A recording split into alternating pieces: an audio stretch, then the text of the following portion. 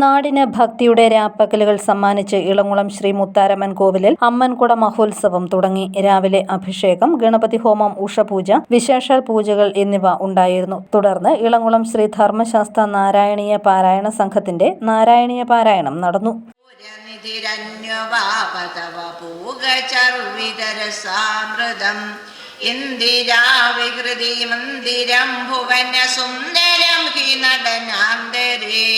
ത്വാമവാപ്യദുരാംഗനാകിമുനസമ്മതോന്മദശാന്തരം ഗാനമീശവിരതം ക്രമേണ കിലവാദ്യമേളനമുപാരതം ബ്രഹ്മസമ്മതരസാകുലാസദസി കേവലം നനു ദുരംഗനാം നാവിദന്നപി ച നീപിക കിമപി കുന്ദളീമപി ച കഞ്ജുളീം.